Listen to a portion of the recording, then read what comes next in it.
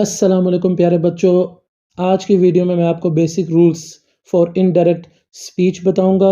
मैंने अपनी last video में आपको डायरेक्ट स्पीच और इनडायरेक्ट स्पीच के बारे में बताया था, समझाया था और पार्ट्स ऑफ नरेशंस के बारे में भी बताया था।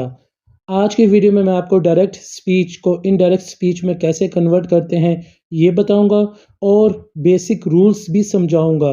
तो वीडियो बहुत ही ज़्यादा इंटरेस्टिंग होने वाली, आपने बस वीडियो को एंड तक देखना है। तो वीडियो स्टार्ट करते हैं।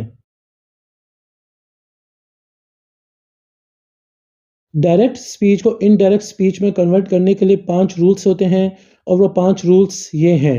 Number 1, no inverted comma. Number 2, use of word that. Number 3, change in pronoun. Number 4, change in tense of reported speech. Number 5, change in time. Rule number 1, no inverted comma. Direct speech को हम जब indirect speech में convert करते हैं तो indirect speech में कोई inverted comma नहीं आता। मिसाल के तौर पर मैं आपको एक सेंटेंस के ज़रिए समझाता हूँ।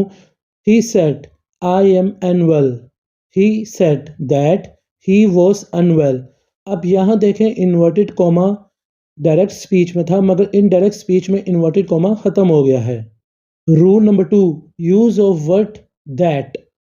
इनडायरेक्ट स्पीच में वर्ड दैट का इस्तेमाल किया जाता है या कंजक्शन दैट का इस्तेमाल होता है। मिसाल के तौर पर मैं आपको समझाता हूँ। He says I take tea. He says that he takes tea. अगर हम इनडायरेक्ट स्पीच के सेंटेंस को देखें, यहाँ इन्वर्टेड कॉमास को हटाकर दैट का हमने इस्तेमाल किया है। तो बच्चों, आज की वीडियो में मैंने आपको सिर्फ 2 रूल्स के बारे में समझाया, वो भी एग्जांपल्स के साथ। इंशाल्लाह नेक्स्ट वीडियो में मैं आपको बाकी जितने भी रूल्स हैं वो भी एग्जांपल्स के साथ समझाऊंगा।